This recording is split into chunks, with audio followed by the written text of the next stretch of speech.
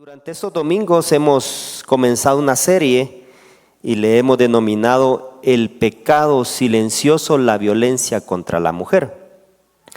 Y el tema le hemos puesto así porque decíamos que la mayoría de las mujeres no hablan de este tema.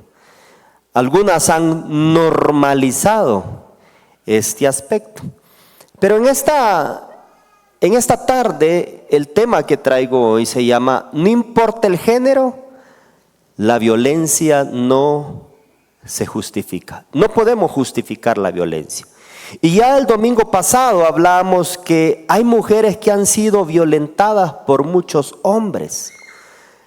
Pero no podemos dejar de explicar que también hay mujeres que también son violentas y utilizan su fragilidad de ser mujer para poder desquitarse, hacerse la víctima o demandar al hombre y dejarlo sin nada.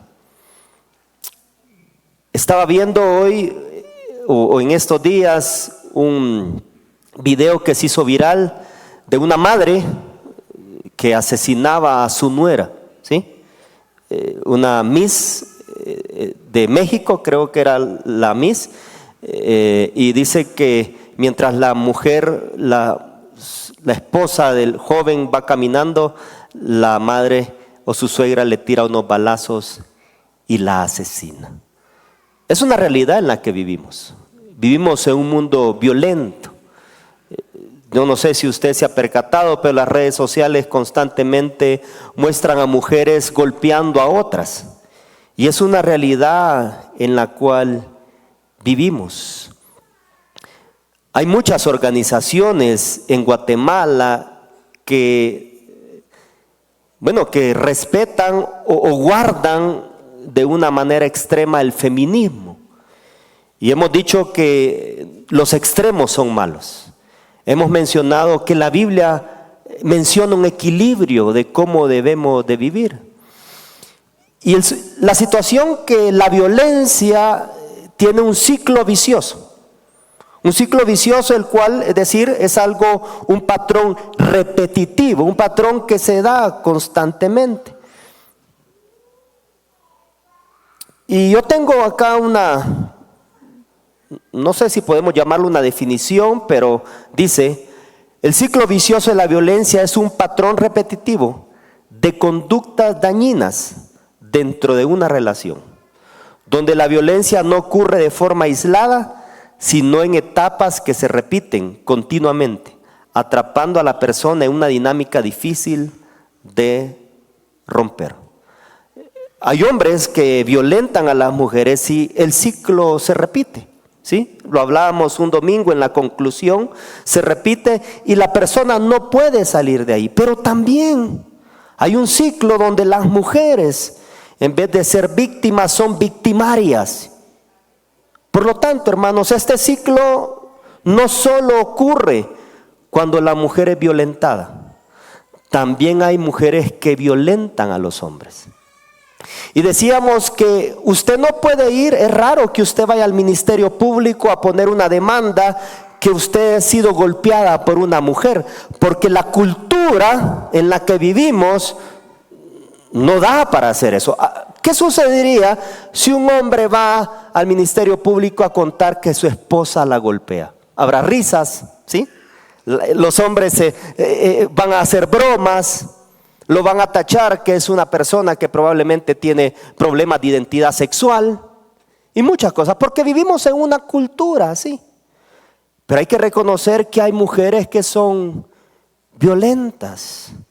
No hay justificación, hermanos, para que el hombre golpee a una mujer. No hay justificación.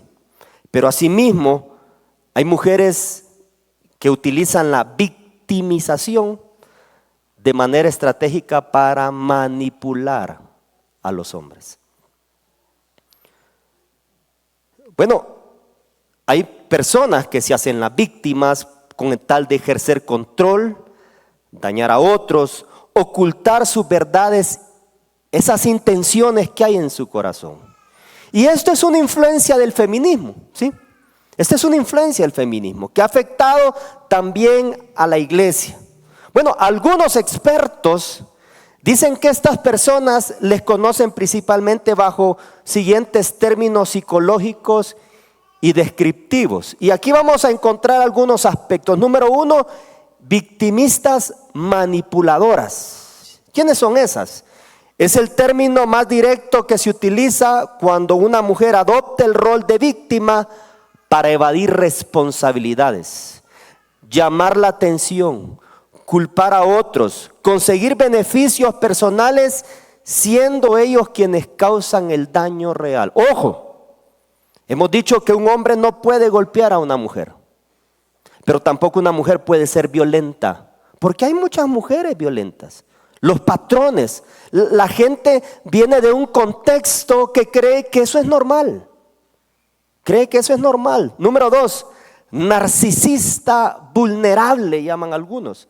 Este perfil utiliza la autocompasión y la supuesta fragilidad para ocultar un profundo egoísmo, grandiosidad y falta de empatía. A menudo se sienten víctimas de las circunstancias y culpan a los demás de todo, sin asumir una responsabilidad. Todos tenemos responsabilidad en esta vida. Mire el otro, agresoras relacionales, aquellas que utilizan el bullying o maltrato y lo ejercen a través de manipulaciones, ¿sí? Exclusiones, daño a la reputación, fingiendo fragilidad mientras destruyen socialmente a otra persona. Mira el siguiente, personas tóxicas, un término que hoy últimamente ha tomado fuerza, término general para quienes sistemáticamente causan daño emocional, manipulan y desvían la atención de sus propios errores acusando a los demás. Y por último, professional victim o víctima profesional. Es un término anglosajón para quien fabrica o exagera su victimismo constantemente para obtener ventajas o justificar comportamientos abusivos. Hemos hablado de cómo el hombre ha violentado a la mujer, ¿sí? Pero también hoy vamos a hablar de la otra cara de la moneda, ¿sí? Cómo la mujer debe vivir y comportarse. Y yo quiero llevarlos esta tarde a la primera carta que el apóstol Pedro escribe en el capítulo 3, versículos del 1 al 2. Primera de Pedro, capítulo 3, versículos del 1 al 2. Y mire lo que dice. Asimismo, vosotras, mujeres, estad sujeta a vuestros maridos, para que también los que no creen en la palabra sean ganados sin palabra por la conducta de sus esposas, considerando vuestra conducta casta y respetuosa.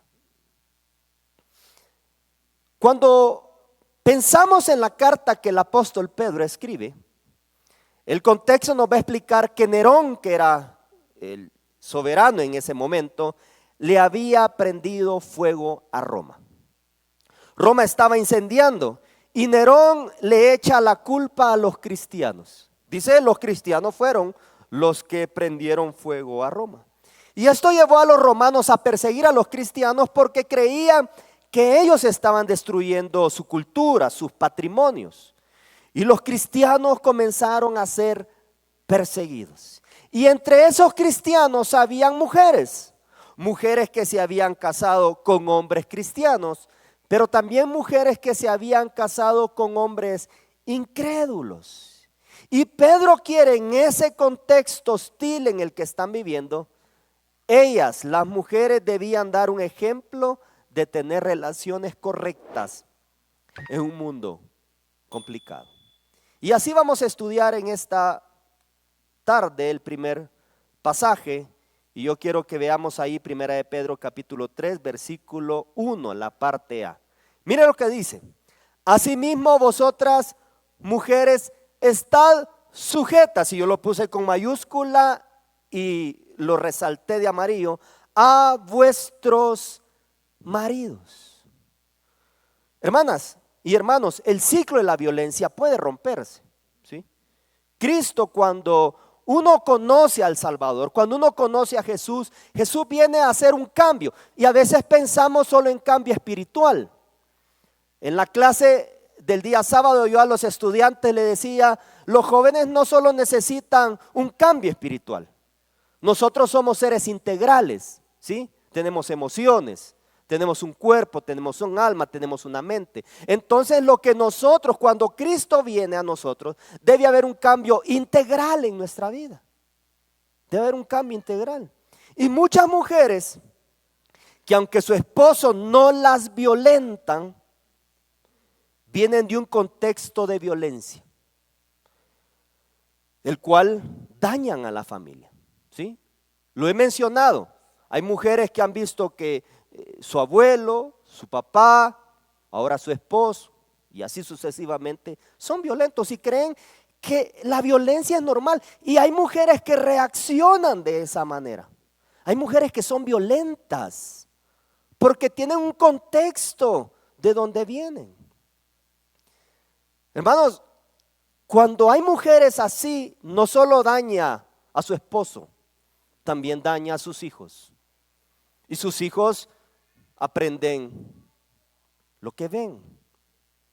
Pedro dice, asimismo vosotras mujeres, estad sujetas a vuestros maridos.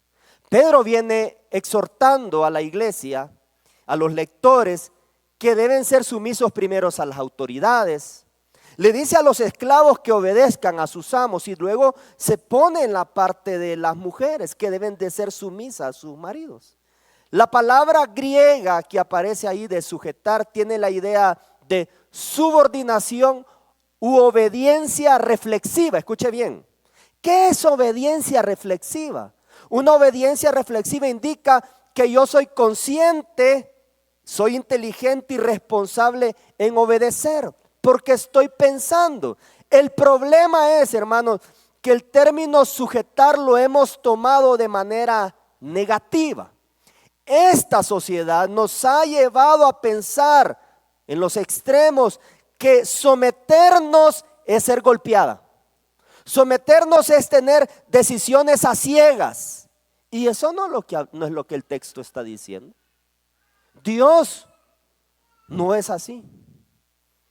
Y ya lo mencionamos desde un principio, cuando Dios creó al hombre, a la mujer, a imagen y semejanza.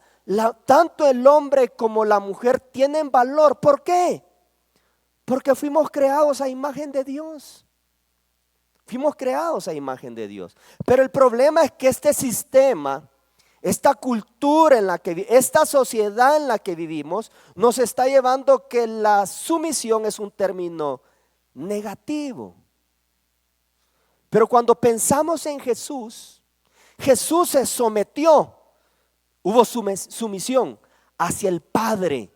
Jesús se sometió al Padre y se sometió a los padres terrenales. Y vuelvo a repetir, el feminismo extremo es el que nos ha llevado a eso. Yo no sé si usted escuchó esta canción, no la voy a cantar, solo la voy a leer. Y probablemente esta canción no me representa a mí como hombre, no sé si a usted, pero lamentablemente el feminismo extremo lo cree así. Y dice, el patriarcado es un juez que nos juzga por nacer y nuestro castigo es la violencia que nos ve. El patriarcado es un juez que nos juzga por nacer y nuestro castigo es la violencia que ya ves. Es femicidio, impunidad para mi asesino, es la desaparición, es la violación y la culpa no era mía, ni dónde estaba, ni cómo vestía. El violador eres tú. Yo no soy un violador. ¿Y usted? Es que uno de los problemas del feminismo es irse a un extremo para desvalorizar al hombre. Y un problema del machismo es irnos al extremo y desvalorizar a la mujer. Y la Biblia no habla de eso. Cuando nosotros pensamos en la sujeción, escuche esto, la sumisión no significa que la mujer jamás abra su boca para opinar. Las decisiones con mi esposa las tomamos en conjunto.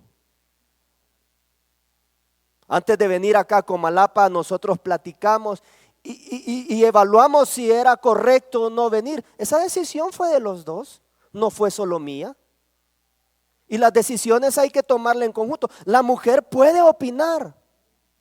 Número 2, la sumisión no significa que la mujer es inferior a su marido. Hay hombres que creen que la mujer es inferior porque así se nos ha enseñado, y eso es incorrecto. La mujer tiene el mismo valor que el hombre, solo que estamos en roles diferentes.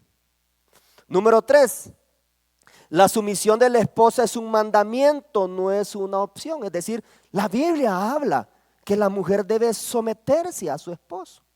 Y la sumisión no significa que la esposa no tiene talentos, no tiene habilidades, recursos y energía. Algunos dicen es que la mujer no puede enseñar a otros. ¿Quién dice que no? Hay mujeres maestras, hay mujeres administradoras, hay mujeres doctoras, hay mujeres que tienen un gran potencial. Y es que pensamos que el término sumisión es todas las cosas negativas que hemos mencionado, pero no esto. Pero Pedro quiere resaltar esta situación y dice, después de mencionar a sí mismo, vosotras mujeres estad sujetas a vuestros maridos. ¿Para qué? Y dice, para que también los que no creen a la palabra sean ganados sin palabra por la conducta de sus esposas. ¿Cómo van a ser ganados aquellos que no conocen? Por su conducta. Y les pregunto, hermanas, en esta tarde, ¿cómo es su conducta? ¿Cómo actúa usted? ¿Cómo es usted como mujer, como esposa, como madre? ¿Cómo actúa? Y he dicho, no podemos justificar que el hombre violente a la mujer. ¿Pero por qué usted violenta? ¿Porque tiene los derechos humanos a su favor? ¿Por qué? La Biblia no dice eso. La Biblia habla de un equilibrio. La respuesta para poder ganar es la conducta. Y la palabra conducta etimológicamente es una palabra compuesta. La palabra con significa todo o junto. Y la palabra ductus significa guiado o dirigido, que literalmente podríamos decir bien guiado o bien conducido. ¿Alguna vez se ha subido en un carro donde el chofer no conduce bien? Y a usted le preocupa porque el chofer es nuevo y la lleva y de repente casi le pega a un carro, casi se va al barranco y usted comienza a preocuparse porque esta persona no conduce bien. Pero qué tranquilidad se siente cuando usted que sabe que el chofer lleva años y usted hasta se puede dormir, ¿sí? Y usted llegó a Comalapa después de un viaje largo. Cuando vamos al diccionario y definimos la palabra conducta, dice que la palabra la podemos definir como carácter, ¿sí? Es el conjunto de rasgos psíquicos, valores y comportamientos adquiridos por una persona a través de sus experiencias, entorno, moldeando su forma de ser y reaccionar. Es decir, el carácter puede moldearse. El carácter en el proceso de Cristo nos moldea. Por eso usted va a pensar, es que ya no soy el mismo de hace 20 años, porque Dios va formando nuestro carácter, va moldeando nuestro carácter. La pregunta es si Dios ha moldeado su carácter. ¿Cuántos años tiene usted de ser cristiano? Y esto es parejo para todos. ¿Cuántos años tenemos de creer en Cristo? No de venir a la iglesia, sino de que haya un cambio en nuestro corazón y evaluémonos. ¿Ha hecho Dios un cambio en mi carácter? ¿Cómo reaccionaba antes y cómo reacciono hoy? ¿Cómo es mi manera de vivir? ¿Cómo era y cómo es la que hoy vivo? Y esas son preguntas importantes que nosotros debemos de hacernos. Hay un escritor llamado Bob Utley, menciona esto con respecto a la conducta. Dice, su vida de fe es más expresiva e irrefutable que 1000 palabras. Sin embargo, En algún momento las palabras son necesarias para comunicar el mensaje del Evangelio. Hermanos, es entonces donde nosotros debemos pensar que nuestro estilo de vida muchas veces habla más fuerte que nuestras palabras. Porque usted le puede decir a una persona allá afuera, amigo, crea en Cristo Jesús.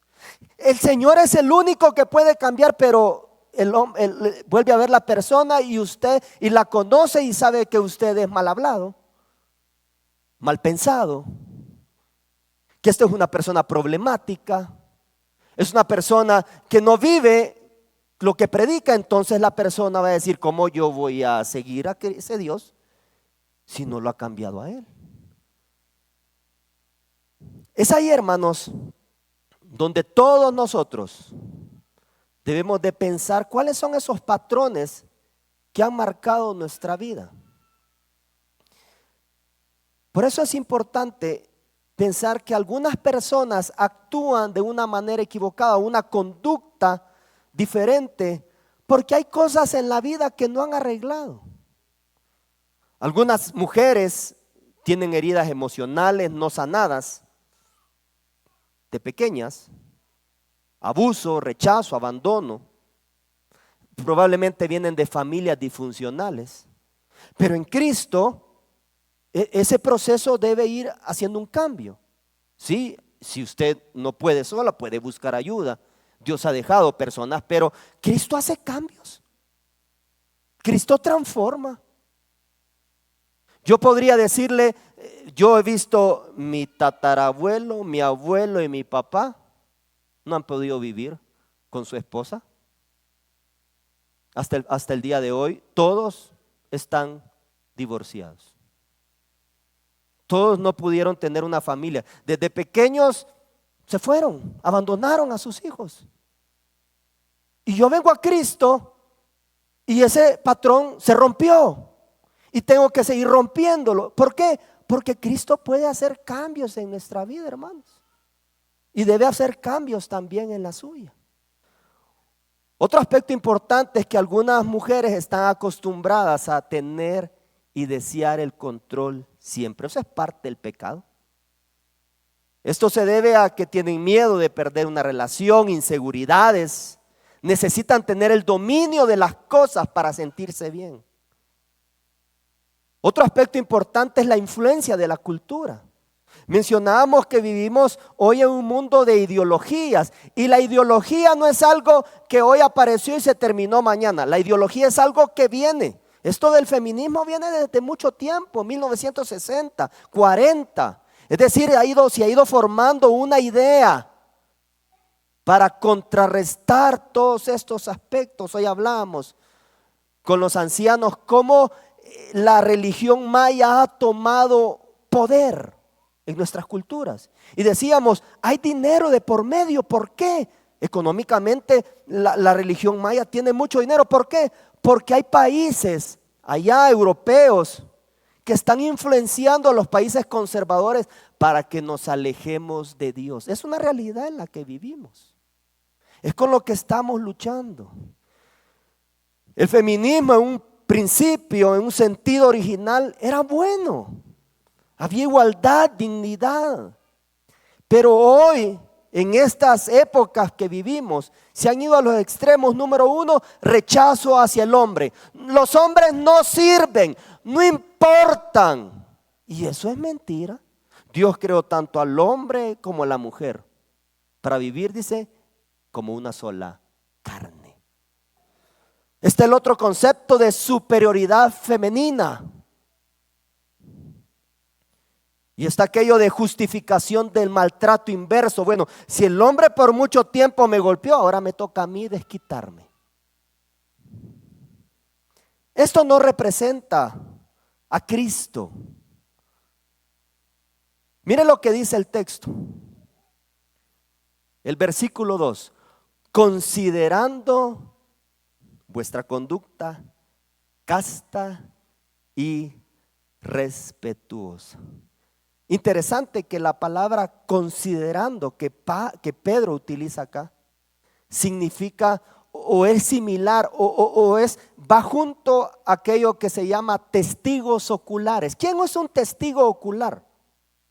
Bueno, un testigo ocular es aquella persona que ha presenciado un asesinato, un accidente, una situación, y usted lo vio con sus ojos, usted estuvo allí. Y lo llaman un día y le preguntan, ¿cómo fue el accidente? Y usted puede decirlo porque usted es un testigo ocular. Y aquí es la palabra que Pedro utiliza. Dice, como testigos oculares. Un hombre que ve cambios en la vida de su esposa se dará cuenta con testigos, con sus ojos, ¿sí? Como testigo que el Dios que esa mujer sigue es real. Pero si un hombre no ve cambios en la vida de su esposo, va a rechazar seguir a ese Dios porque dice, si Dios no la cambió, mucho menos yo. Nadie más podrá hacerlo. Hay mujeres que no respetan a sus esposos. Hay mujeres mal habladas, manipuladoras, y como dice el meme, se hacen las víctimas, ¿verdad? Y qué interesante, escuchen bien lo que le voy a decir. Aquellas mujeres que no respetan a su esposo, no van a respetar a ningún hombre, ni a un líder, a nadie, mucho menos a Dios. Es la realidad. No vaya a decir, es que hermano, yo amo a Dios y le sigo, si usted no respeta a su marido, no respeta al liderazgo, no respeta a las personas que Dios ha puesto, mucho menos usted va a respetar a Dios. Eso es falso, es una utopía, no puede ser así. Pablo termina con dos conceptos importantes. Dice que hay que considerar, ¿qué debemos de considerar, hermanas? Su conducta casta, y habla de pureza, modestia, inocencia, sin mancha. Hermanos, últimamente nos estamos encontrando con personas, con mujeres, ¿sí? Que están cayendo también en infidelidad. Probablemente algunas no consumen el acto, pero las redes sociales, el mundo que vivimos virtual, nos está llevando a eso. Pedro dice que la mujer debe vivir pura, casta, modesta, inocente, sin mancha. Pero también dice, debe ser respetuosa. Y Pedro utiliza esa palabra con el término temor, ¿sí? Con el significado de respeto. Quiero terminar esta tarde de esta manera.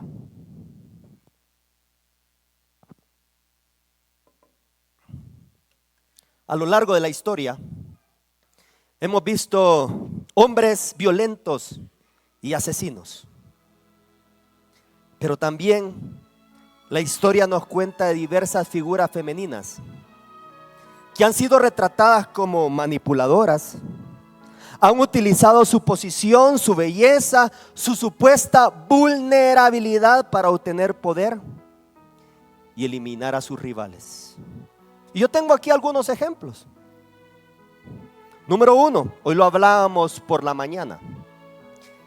La Biblia nos habla de Jezabel, reina malvada, por excelencia, manipuló a su esposo el rey Acab para imponer el culto a Baal y conspiró para asesinar a los profetas de Dios y robar tierras, presentándose como una figura de autoridad inquebrantable, pero manipulando la ley a su favor.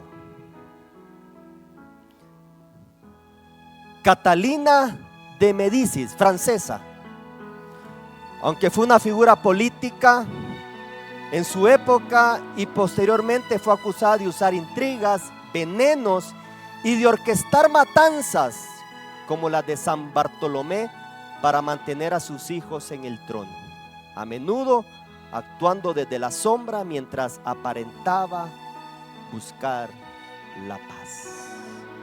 Catalina de Médicis. Siguiente, Lucrecia Borgia, italiana, recordada como una mujer disoluta y malvada con su familia, Se debate cuando su reputación fue real y cuando fue una manipulación de sus enemigos.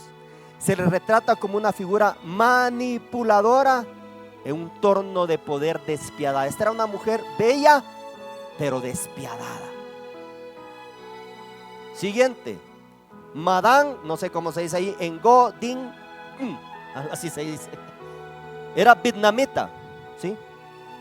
Conocida como la Dama Dragón. Fue primera dama de Vietnam del Sur. Mostró una gran perversidad al burlarse públicamente de la autoinmolación de monjes budistas, llamándolos barbacoa, demostrando frialdad, y manipuló la política en los años 60. Siguiente, Mata Hari. Esta era una bailarina exótica que se convirtió en espía de ambos bandos en la Primera Guerra Mundial, y utilizó su seducción, su inteligencia con altos mandos. Dice que fue ejecutada. Su nombre era Femme Fatale, o mujer o femina fatal, y que utilizó su posición y las relaciones para obtener información, y la cual provocó miles de muertes. Y por último, Karla Homolka, canadiense. Esta era una asesina en serie que junto a su esposo cometió crímenes atroces. Homolka manipuló el sistema judicial al presentarse como una víctima de abuso y coacción por parte de su marido, pero en realidad era una criminal. Todas estas mujeres, hermanos, no terminaron bien. No terminaron bien. Y yo le quiero preguntar, ¿cómo se considera usted? ¿Como estas mujeres que hemos mencionado, o como la que describe Pedro en su carta? Y yo puse algo ahí: procuren vivir como la mujer que describe el apóstol Pedro. Esta tarde es un buen día para reflexionar y pensar cómo queremos vivir. Así como estamos luchando con la violencia hacia la mujer, usted como mujer no debería ser violenta. Al contrario, cambiar su estilo de vida. Entender que Cristo quiere cambios en nuestro corazón. Entender que Cristo es el único que puede ayudarnos. Si usted en esta tarde, usted se ha identificado con la palabra del Señor, ahí donde usted está, puede hablar con el Señor y pedirle perdón. ¿Sabe que Dios es un Dios de gracia, de misericordia, que dice que si nos arrepentimos y venimos a Él, Él perdona todos nuestros pecados? Por eso es importante reflexionar sobre cómo vivimos, tanto hombres como mujeres.